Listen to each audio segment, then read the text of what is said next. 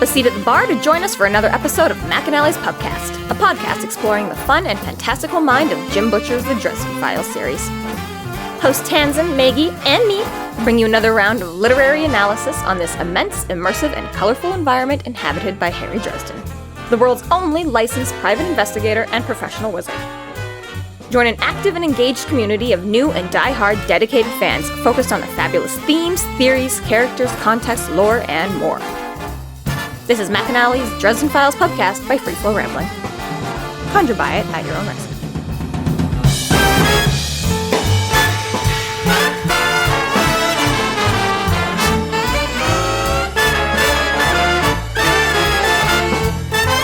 Welcome to the McAnallys Pubcast, brought to you by Free Flow Rambling.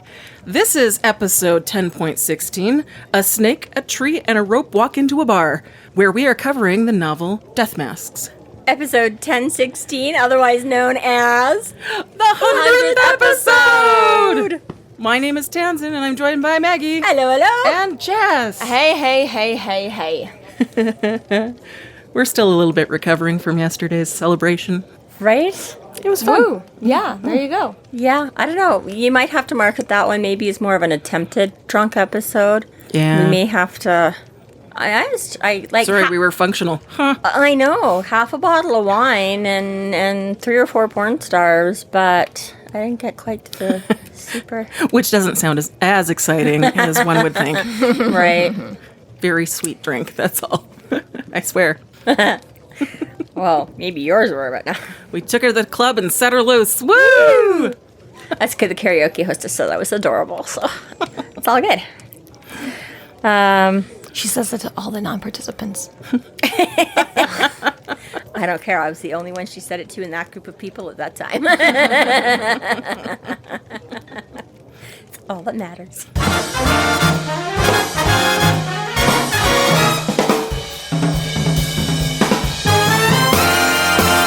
Thank you to our Patreon subscribers for your generous support. It's people like you who help us do what we do. If you're not yet a Patreon subscriber, sign up today and get a fuck ton of bonus content, kick-ass merch, behind-the-scenes outtakes, and more.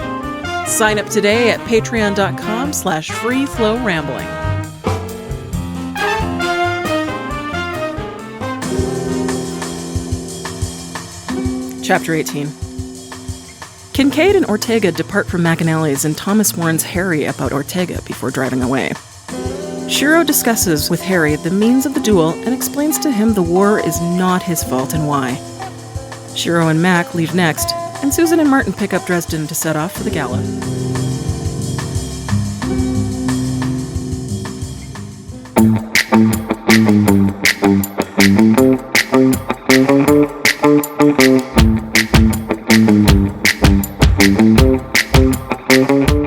Happy 100th episode celebration! As we briefly mentioned, our 100th episode is upon us, and we are insanely proud of ourselves. To celebrate, we want to send out some merch to a few lucky random listeners. All you've got to do to enter is follow us on Twitter at McAnally Pubcast or Instagram at McAnallys Pubcast and like the giveaway post. It's super simple because we just want to say thank you so much for giving us a reason to do these last 100 episodes and a reason to do 100 more. So if you're interested in a thematic McAnally's limited edition mug, make sure to go track down one or both of these posts. Simultaneously, we will be running a giveaway in our Discord. Everyone that's been active in the Discord for the last 100 days is already automatically entered in the drawing. If you'd like to be entered as well, you have the rest of April to participate in the chats on Discord, even if it's just to say hello. You can find a link on our Discord on our website at McAnallys.ca. And finally, those of you in our Patreon automatically have an additional entry for something extra special. If you haven't signed up for our Patreon, it's not too late to get in on that chance for something fabulous. Find us on our Patreon at Free Flow Rambling.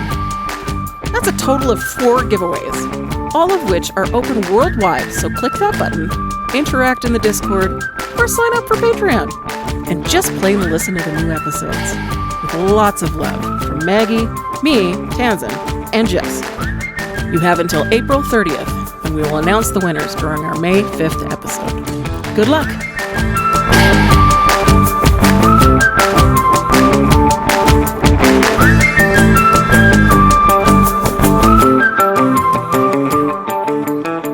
Harry went outside, so he didn't have to shake and shiver and shake, Cry. rattle, and roll inside the bar in front of Ortega. I'm not scared of you. I just want to go outside, okay? I'm leaving because I want to leave. It has nothing to do with you. Nothing to I do was with you. already going to leave. I got plans for this, okay? Right? I have a ride coming in like an hour. I just have to make sure. Ortega comes out shortly thereafter. And he has a measure of respect for Dresden, but I'm still going to kill your ass, so fuck you. Yeah, you made your bed, lie in it. Yeah. Yeah. And then his fancy schmancy undead driver pulls up and picks him up. We've all got one. Yeah. Doesn't drive himself. He doesn't have to. He just pulls him off the street. He's like, let's go. Gets to make the dramatic exit. But it's not as cool as a horse-drawn carriage. No. Probably a little quicker, though. Pulled by Pegasuses? Little fairy horse. I Well, guess they weren't little. Sorry. no, not most. Pegasus side. So Thomas makes his way out, and now we have time to really talk to him, right? And, like, the most hilarious thing in the world is basically Ortega went to the White Court, and it was like, all the vampires should team up. The black vampires are dead, so fuck those guys. But the whites and the reds, we're still in this together. We're still super strong. Let's team up. Let's, like, kill Harry and all his friends, and it'll be super fun. And then the White Court was like, yeah, I've got this son that I absolutely hate. Here, you can hang out with him. There's your White Court ally. So once again, I wonder how much like actual White Court politics go down that we never, because the first time we meet Thomas in book 3 at Bianca's was this big, do fancy schmancy, I'm getting a promotion, come to my party. And Wraith was like, sorry, I have to wash my hair that night. Here, Thomas, you go. Yeah, he's really the unofficial fuck you card. Yeah, because technically he's like, I'm still sending a representative. Congratulations, but I'm sending the most insulting bottom of the poll. But here's the thing. Bianca's not equal to the Red Court King, okay? The Duke is not equal to the Red King. Like, the Red King is down in Colombia, Peru, or South America, whatever that is, because I know my geography very well. Very well. And hey, what's the tallest mountain in Costa Rica? It's like Chipuro or something. Chipuro? Chirapol? It's funny, folks, because we read it like 10 minutes ago. That was the trivia question of the morning. Jessica was the one asking. Point is that Bianca is some, like, little-ass bitch who just got a promotion, and she was like, I'm going to invite the King of England, and he is going to come because I am so cool. And everyone's like, okay, you're made, like, the mayor of Chicago. You're not inviting... So, yes and no, but do we actually know for sure with the White Court, is this just, like, the American, right? Like, is there somebody equal or more powerful than him? Like, you know what I mean? Like, I mean, the maybe Red spoiler for the future books, but, like, we know the Wraiths are the top of the White Court.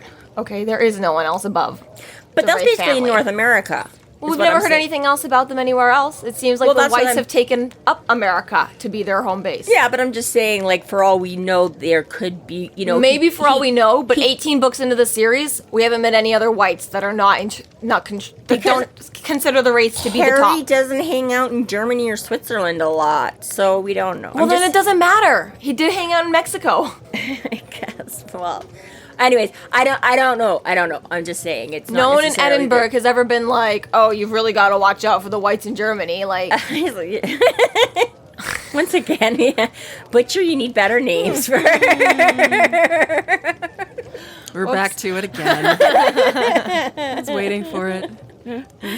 That was honestly a mistake. It was really just accidental. So we also find out that Thomas himself has been tagged ever since Ortega set up this whole kill Harry's friends. Yeah, so apparently Thomas did fuck off after book 3 with his one-way ticket to Bermuda or wherever Bianca, but he has been out of town. He did, like, just peace out for a while. And again, that's what I was going to say. So not only in book 3, but again, he's getting sent in, and again, oops, oh well if you die. So it's not only is it just, like, a nice sort of polite, backhanded, under-the-table insult to his allies, but yeah, it's also, Papa Wraith being able to say, and if you get into trouble and die somewhere, oh my gosh, right? So happens. Both times it's been in a very close situation where he's very likely to have it. So yeah, exactly. So it's he gets to do it both ways. He gets to kind of say, I think fuck you to his allies and fuck you to Thomas. Next book is Deadbeat, right? No, next book is Blood Rights and then Deadbeat. Oh, so next book is the white Yeah. court shit. Yeah. Okay. Well, So- then, yeah, we're only one book away from getting to hear all of Thomas's shit. So yeah, he says as soon as he got into town, somebody's been following him around, a professional hitter. So yeah. So he got dragged back. So wherever he was off, like, vacationing with Justine, Papa Wraith is also, not only can I not go because I'm busy, but I'm going to make you come back from wherever you were so you could go for me because you are that unimportant and I am. I gave you like a 2 or 3 year vacation. And now I'm Yeah. going to try and kill you again. No, you gotta do something. Yeah. So Harry's like, oh, yeah. So basically, again, that's Ortega. So it's interesting because he's only had the one interaction with Thomas. They buddied up for a little bit in book 3. I mean, they talked at the party and then went their separate ways. And then Thomas had to come back and buddy up a little bit because they stole Justine. He's like, I need help getting her back. I was going to do it myself, but I can't. And then, again, that was it. There was as soon Anyone who ever hired Harry for a case. And exactly, right? It's like, that apparently was enough. Oh, you guys were, like, chummy at a party, so, I'll kill him. You didn't Yeah. hate his guts and, like, kill him on sight, so, yeah, let's just... So really, if Harry Dresden has ever been a dick to you, he's saving your life. Potentially, Like, yeah. He's making sure you don't get added to a roster. You're fucking welcome. Right? Just like that ultimate ploy, like in the movies and things like that, where they're like, I don't care, go ahead and kill him, because, you know, they're trying to pretend like it doesn't matter, so you can't use him as a pawn. Right. This is a cute little moment here when Harry's like, all right, so what did you guys decide? And Thomas is like, oh, ho, ho, I'm on the enemy team, didn't you know? I can't tell you. Yeah, after they have this cool little buddy chit-chat and the whole... Which is funny, too, because he does say... Because Harry's like, how did you ditch the guy? And he's like, oh, I just introduced him to my sisters. Like, he's not going to be buying anyone for us. So, like, while they're all, you know, we were joking about them all, like, meeting up at, like, coffee time. And, you know, they're all like, where's George? Has anyone seen George? What happened to George? I had a little bit of a chuckle of Harry's comment. Nice father figure. Him and Bill Cosby. And I think it's how funny this has aged. Yeah. And it's like, well, yeah, it's oddly enough a little bit more appropriate now. The Like, joke oh. still works. It's just on the other side of it now. Exactly. Yeah. Right? Lucked out with that one.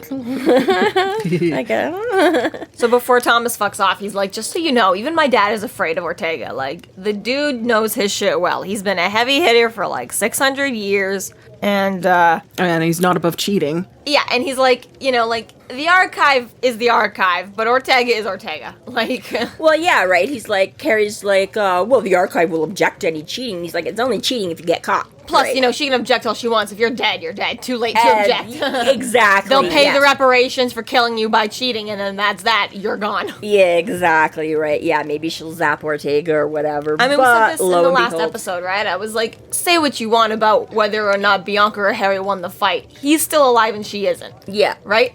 Say what you want about whether or not Ortega's gonna cheat at the duel. If Harry's the one fucking bleeding out on the battlefield, it didn't really matter. That it doesn't, yeah, right. And exactly, that's the price Ortega's willing to pay or whatever. And like you say, Harry's a lot more mortal than... It's going to take much easier to kill Harry than Ortega. The There's stakes are a lot stacked heavily against him.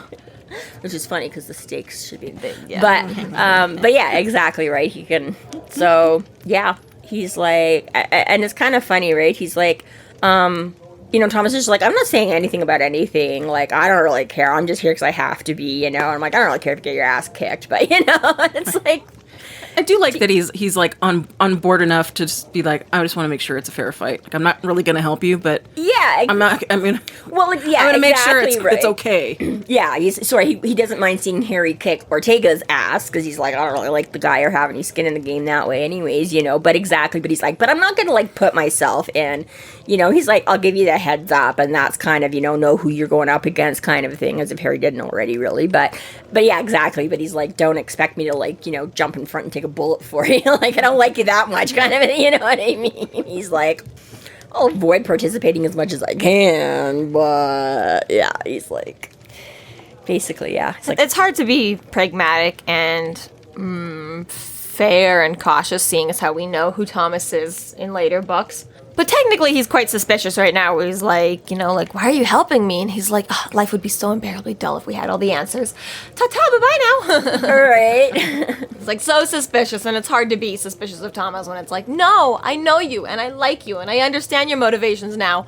But at the time of reading this book, it's like, I cannot remember back then, like, was I distrustful of him? Or was I just like, Thomas, you're so fun. Do whatever you want. Even if this is just a ploy to kill Harry. I'm okay with it because you've got the drama and the flair. I feel like that was a little bit more me. I don't think I was really reading a lot of super suspicious background into it. I thought he was, again, just a little bit more of a fun character kind of thing. And again, right, it's like, you've got Mavra, who was all the big scary black cord, obviously. Definitely a bad guy. Definitely a bad guy, and not really a sense of humor. Like, she's not trading banter with it, and then Bianca was, she was a little bit, but she was so full of herself and so big on elevating herself that she was too full of herself to be really fun and have a lot of good, but right, she was more trying to put him down rather than... She had some of the snark, but... Yeah, but not, yeah. Right, and Ortega and stuff like that, right? So part of me is just like, again, they don't have the same conflict as the other ones and stuff like that, and I think it was just kind of like more of a fun twist for me that you're like, oh, you're kind of one of the bad guys, but you're one of those bad guys that's kind of the friend that's kind of fun because you're not as big a monster as some of the other ones. And I think it's like a little bit ingrained into media too, right? When you read like the Cabal series, or you watch Buffy, or you watch a million and one other things, is like, yeah, vampires are the bad guys, but we all have like that one vampire friend that is cool, okay? There's he's on our side, Angel, okay? Or the Spike, right, like, or the Edward, but exactly right. Pretty common trope for like one of the bad guys is actually cool. Has like to be him, the right? good, yeah, exactly right. And there's also that thing where when the main character really likes someone, you're like can't be that bad, well, because yeah, right? Because otherwise that inner monologue would be going, but I knew he was up to something, you know what I mean? And you're like, yeah, Harry doesn't give that vibe either. So you're like, oh, he must be. That, and Thomas is quite delightfully eccentric too. Yeah, completely. Yeah, you can't hate him. Delightful. Yeah. So, and then again, I don't remember at exactly what point, but I remember at some point Butcher doing a thing where, again, like on the message board or something, where he was like, oh, who would you like to see more of? Like, Murphy or Toot or like Thomas or whatever. And I'm like, yeah, definitely. I was like, I totally see more as you did. Totally see more Thomas, because I think it was after just like book 3 or 5 or something like that. You know what I mean? So it was like, again, so I'm like, even that part of me is just like, again, you don't really necessarily, I mean, again, it could have been just totally a leading thing to see, but at the same time, it's almost like, well, if you're asking, like, if you're thinking about putting them in more, it also feels like, you're not just setting them up to die in the next book or something. You know what I mean? Yeah. Like, who knows? You could have been, well, Butcher, but you know what I mean? It was one of those things, too, where I was just like... 95% people like this guy. Gotta go. Yeah. Oh, you all voted for Tom. You've been voted That's off a of shame. Wouldn't that be awful if he just fell down the stairs? But, yeah. So, yeah. Shiro is patiently waiting for his turn to talk to Harry. Right. Oh, yeah, because Kincaid buggered off right away, too. He didn't stick around and chat. Yeah, he just pieced out. Bye. Yeah. Or I don't give a fuck about you or anything that you do. Yeah, right. Nothing. He was like, and Ortega just had one parting shot and gone. So yeah, I guess a little chit chat with the Thomas, and then Shiro and all his worldly wisdom. That, and he's like, he intends to kill you. And he's like, everybody keeps fucking saying that. Like, I don't know. Like, Thomas is like, he's gonna kill you. Like, I figured it out because Ortega's like, I'm gonna kill you. It's like. Heard it 3 times, man. 3 times. So Shiro here is also like got the insider scoop, and he's like, just so you know, like, you didn't start the war, and like, not like, okay, like, you got tricked into starting it. No, the Reds have been mobilizing this for years. They were just waiting for one guy to pin it all on.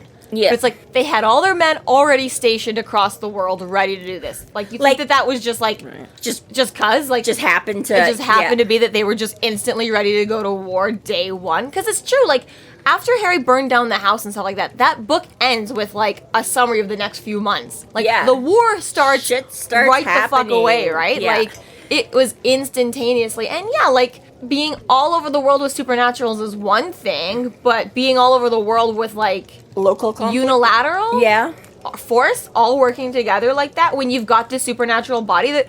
for all intents and purposes, should not be working together, right? If you're a supernatural baddie, I wouldn't understand why you'd be pledging your allegiance to a king, because it's like, I'm gonna live for 600 years. I don't need a government. I'll do whatever the hell I want. If I get arrested We're all gonna be king. If I'm gonna get arrested at, like, some stupid pub for bar fighting, I'll just, like, eat the cop and walk out, right? I don't need a king to be, like, partitioning for my diplomatic immunity or anything like that. Like, so yeah, the fact that they... Excuse me, do you know who I am in the Red Court? The fact that all of the supernatural factions are able to create this government within themselves is quite impressive, quite frankly. Mm-hmm. Even, like, the fairies make sense, because, like, the power is just... With the queen. Yeah, like, that's just a thing already, right? Like, I could understand why, like, the regular fairies are like, well, that's just in place already.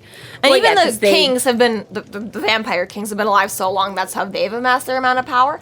But I would think if I was just some regular Joe Blow vampire, I would totally be like, yeah, fuck that Ortega guy. Why would I listen to him? If I want to turn a vampire, I'll do whatever the fuck I want. You can't stop me. Like, so it is an interesting point because, I mean, like you see, with the fairies, they have the whole being in charge of sort of the natural world and things like that, too, is how we view and put them. So you're right, there needs to be that balance of power in certain ways. With the vampires, I think it is interesting that, I mean, again, it comes down to how and what and why they... Right? Like, what level of, right? So what makes a lackey? Is it just a dumb person that wasn't really gonna, you know, be a genius in life anyways? That is like, hey, I made you. You can just, like, follow me around and think I'm super cool. Or is it part of, you know, how much they choose to turn? You know what I mean? Like, can you make somebody, like the Renfields and nurture versus nature?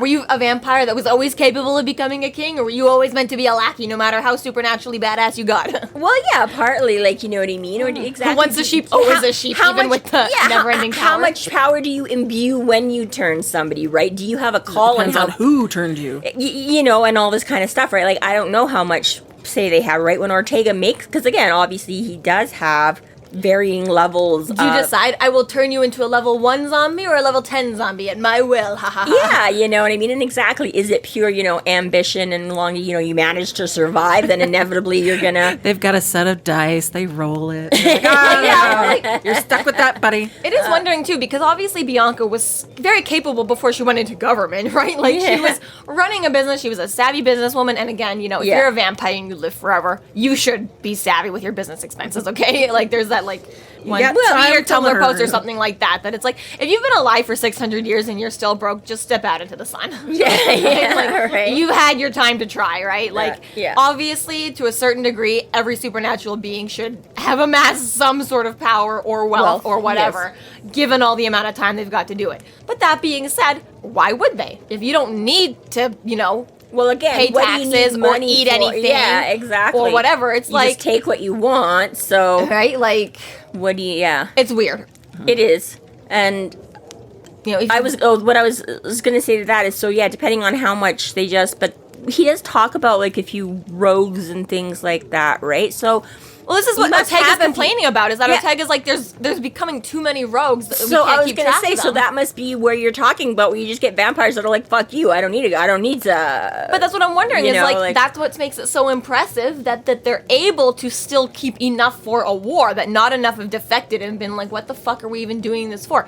Enough of them are like, I do want to fight in a war. Everybody likes to have a purpose. Enough. They want to... Let's go do this thing, right? Like, and obviously, you know, in terms of the book, it just makes it so much easier on us that Jim Butcher has given us a label for every single person. There are essentially no nomads, right? I was like, everyone has a faction somewhere. Everyone has a faction somewhere, you know? Like, even if we're looking at... You got the job. We haven't met him yet, but we'll meet this guy like Goodman Gray, or we've got Kincaid or whatever like that, where they're like the closest thing we have to their own loose party. And they sign up with the other groups all the time, that you can still kind of always put them in a bubble with everyone else, right? But, you know, it does kind of make sense, too, because you have, say, the wizards, right? Which, again, being humans, they're naturally going to follow more human mentalities of organizing themselves into whatever, right? They are... That one makes sense. Okay, yeah, but then it means if you want to defeat a global organization, you're going to have to be a global organization. So you're going to have to convince your fellow vampires, if we don't band together, we're never taking these guys out. See, and that one would make sense as well, too, because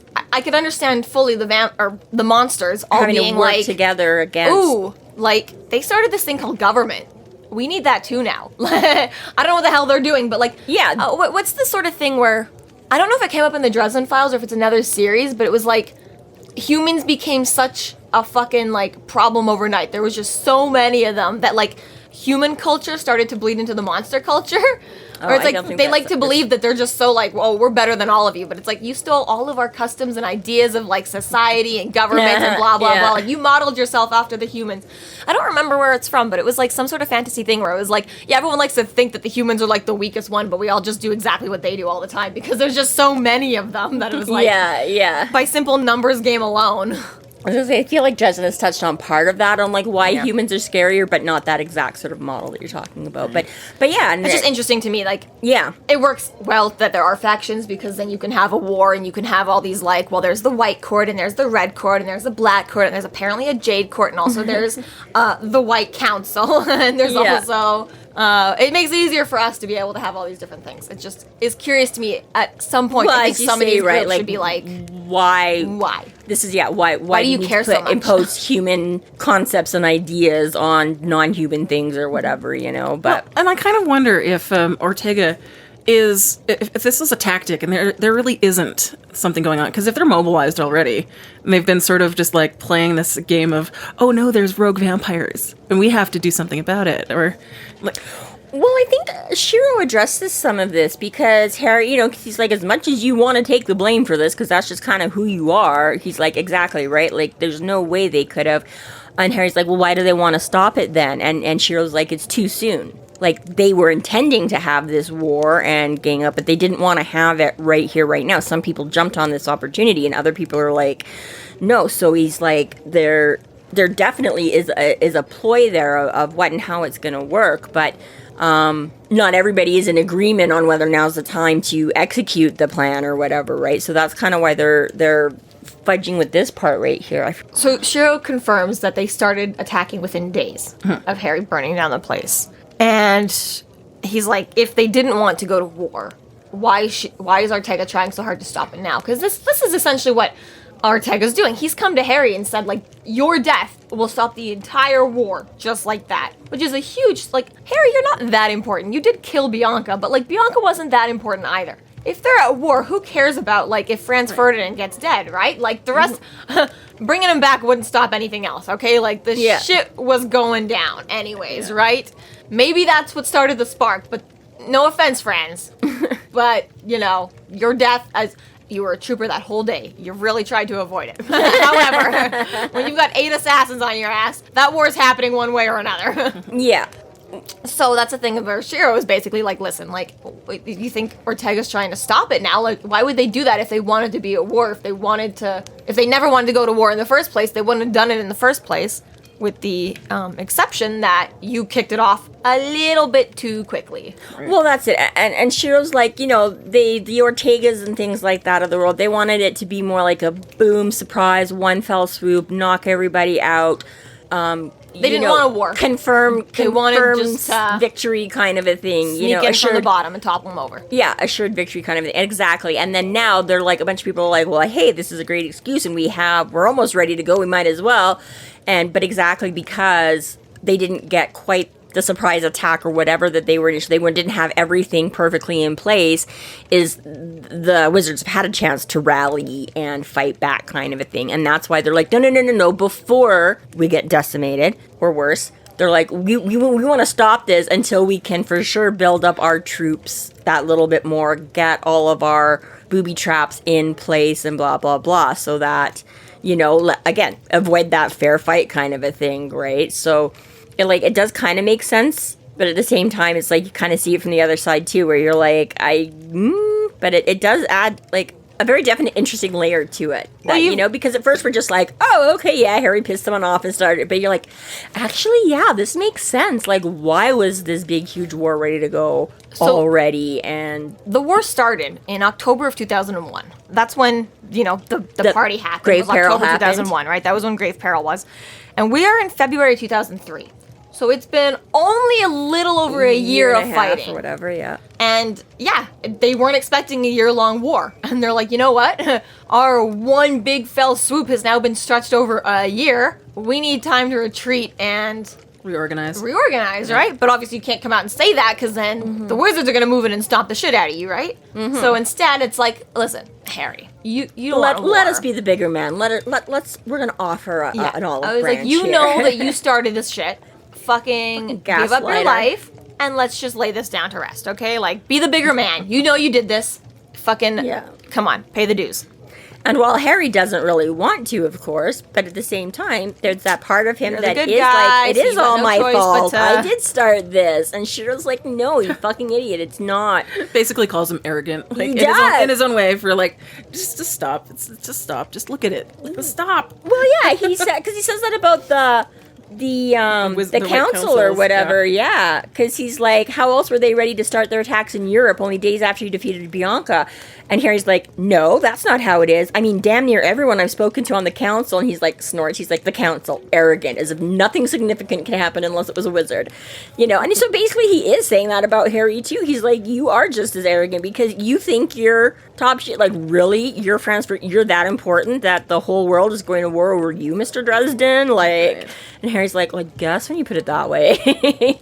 You know, and he's like, for somebody that isn't part of it, you know, he has a pretty, and again, right, Shiro's not the look at me, right? But he knows, right? It's like he has, and again, we have to remember, like, he's like, I've done all these duels. I'm like, Shiro's not 600 years old. Shiro is a mortal man, right? And he's a few years older than I can't remember if they said, I want to say he's in his 70s. I don't know if they specified that in the 70s, but I don't know. I don't remember if that's impression or whether they actually give him but you know, right, again, he trained Michael, he's a few years older, blah, blah, blah, the things he's gone through, right? So you have to remember that he's found all this information and had all these encounters in his lifetime, in his span here.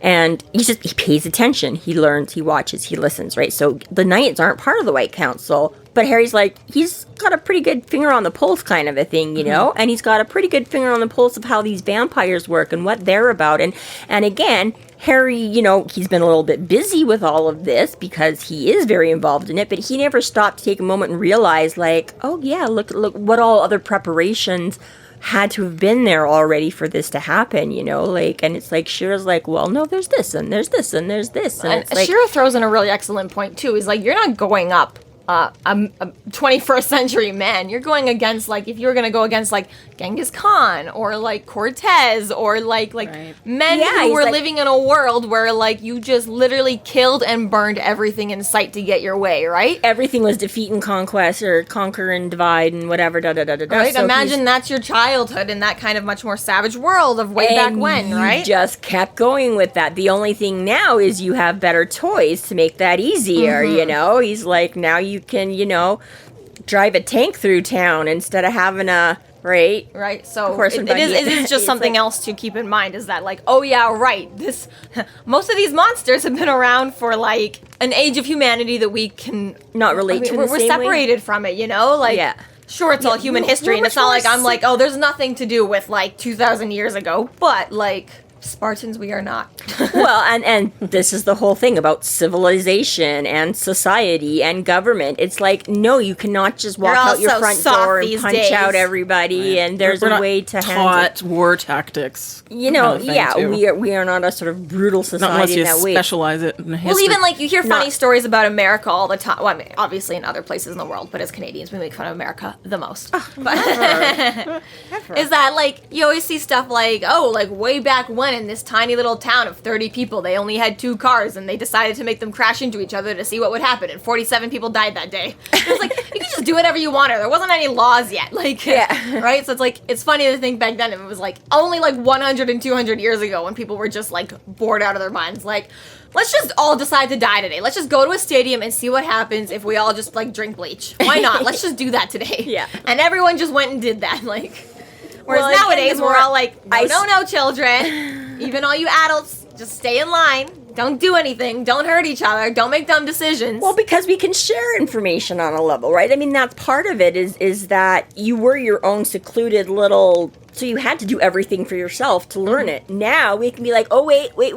You guys on the other side of Canada, we did that over here. Bad idea. Don't do it. Take our word for it. You do not... You know what I mean? So, I mean, there's that thing, too, that as the world has grown... Thanks, Archive. You're welcome. Okay. You know octopuses? Octopi? octopuses. are not raised by parents or anything like that.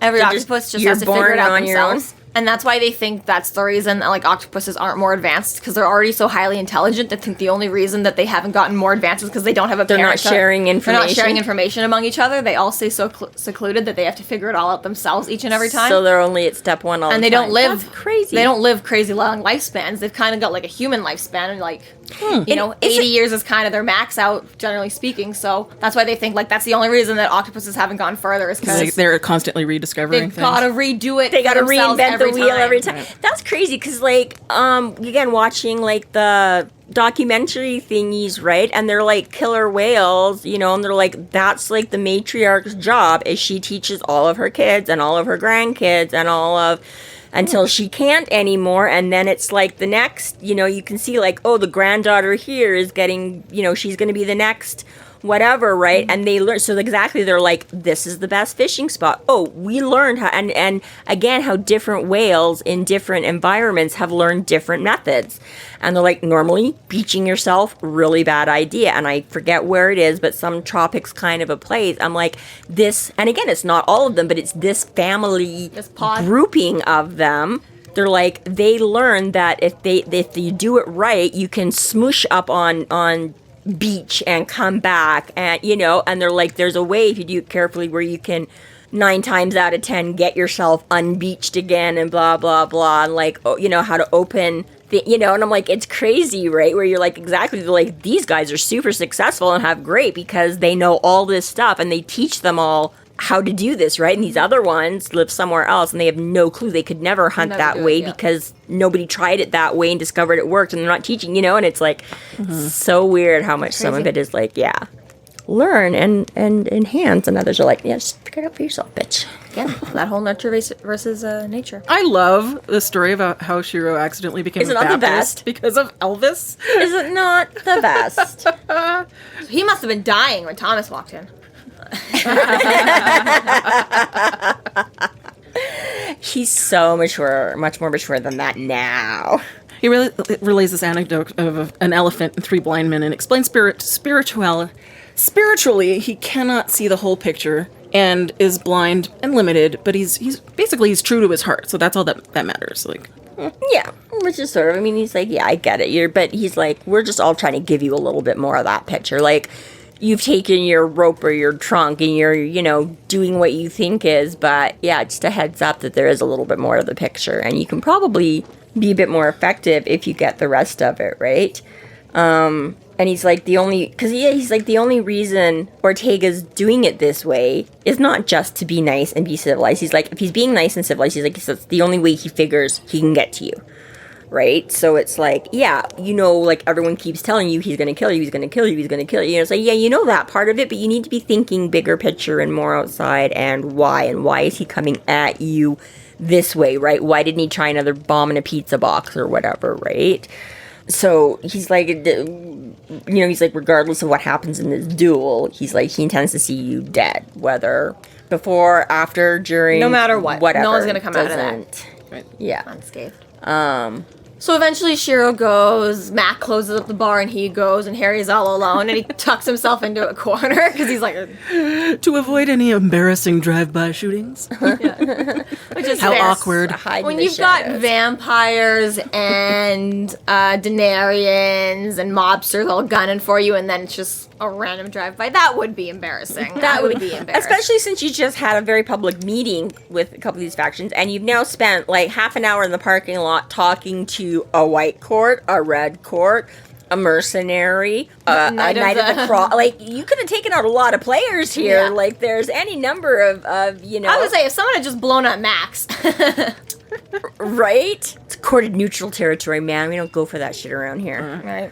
But that's what Serious Max like. That's why the consequences. sign is up. Do not fucking bomb my bar. Yeah. But yeah, exactly. It's like, but now that I'm by myself, now someone might come by and try and Right. I'm just gonna lurk. Because over it's true, here. nobody wants to pick a fight with Ortega or with the White Court or with the Knights of the Cross and God himself. But Harry, he's barely claimed by the White Council. That's almost a man on his own.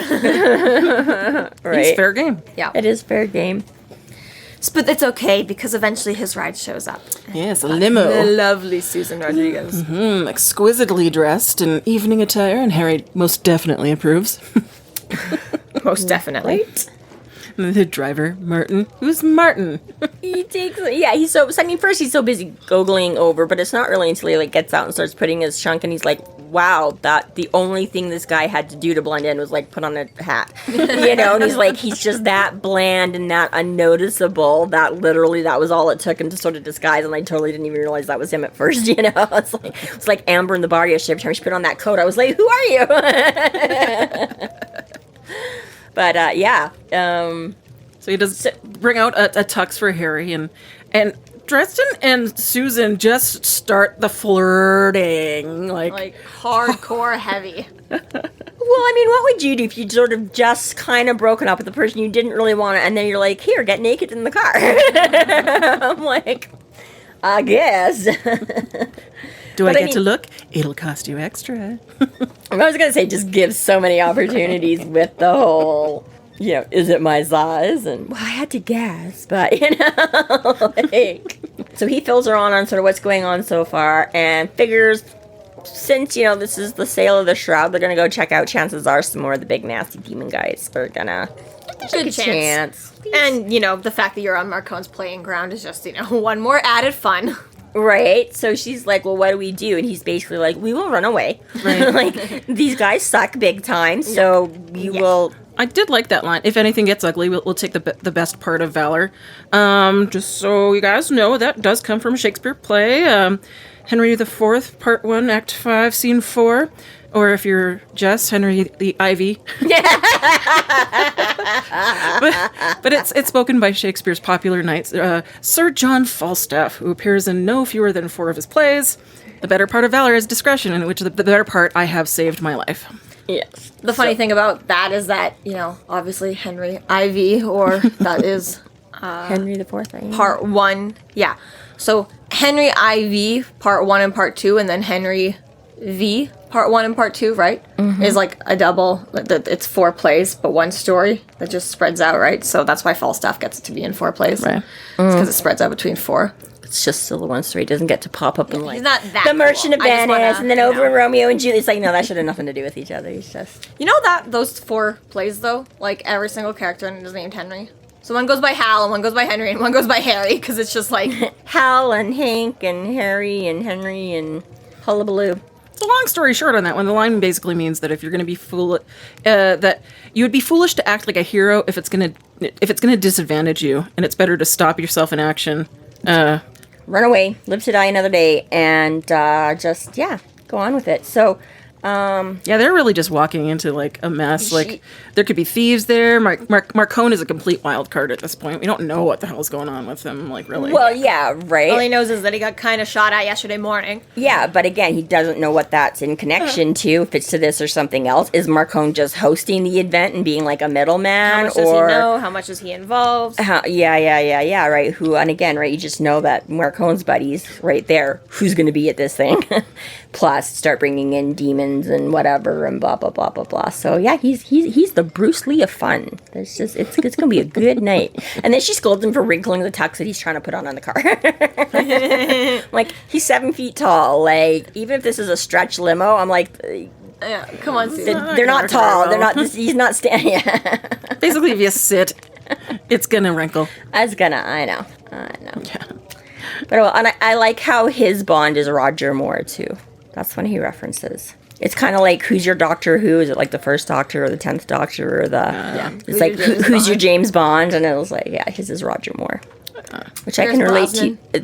Personally. It will, yeah. I was like, technically, I'm of the Roger Moore generation too, and it would be, but I'm like, no. The world is all about Pierce Brosnan. I have not watched enough of the 007, unfortunately. Well, this is the thing about Doctor Who and Pierce Brosnan. James Bond. Oh my gosh, what is his fucking, what's the other thing called? Yeah. Bond. James Bond. The fun thing about James Bond and or Doctor Who and other iterations of it is that you don't necessarily have to watch it all. You see the one, and you're like, all right, I guess that might as well be my team. Like most people's sports teams. Yeah. I will fight for the Calgary Flames for the rest of my life because this is where I live. And if I move anywhere else, I'm still Calgary Flames. But I'm only Calgary Flames because I lived here. Yeah. I didn't, go through a roster and decide who I liked best. Yeah, she probably couldn't name half the other teams that are in but The Oilers are number one mortal enemy. Yeah, and that's all you need to know. And I know that the Calgary Flames were originally the Seattle Flames. And MacGyver likes him. Good job, MacGyver. Yeah, the original MacGyver. I don't know about the new MacGyver, but the original MacGyver, he's sneaking around one day in the thing, and he sees like a newspaper, and he's like, "Oh, it's like the Flames lost again," and then goes on about his business. So I was like, "Haha, MacGyver likes the Flames."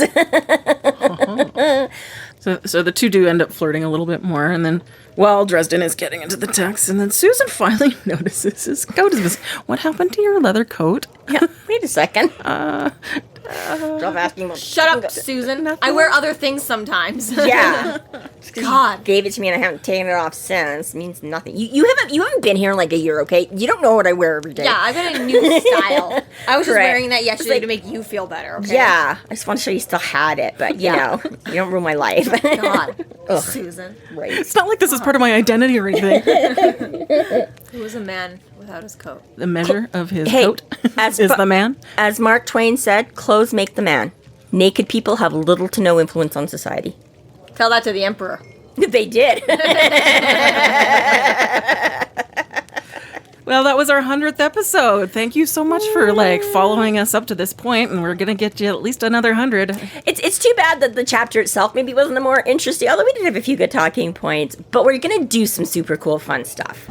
So that's Next episode, next episode. we will Is be that where we announcing our announce? winners. Yeah. Okay. Yeah, always the winners. I was like, you're not telling them until I'm like, this is the, yeah.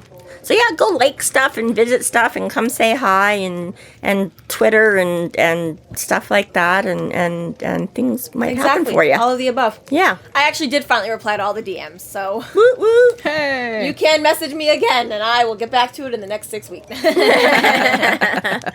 that just because you had to acknowledge them, or you mean it was full because of all the ones you hadn't? Social media doesn't get full. So guys, you have like a couple of more days to like and retweet and Discord and Do your stuff thing. and things. Do your thing. And yeah, and maybe we'll send you something cool. And honestly, if you haven't checked it out yet, we have a small social media following, okay? You're not in competition with thousands and thousands of people, okay?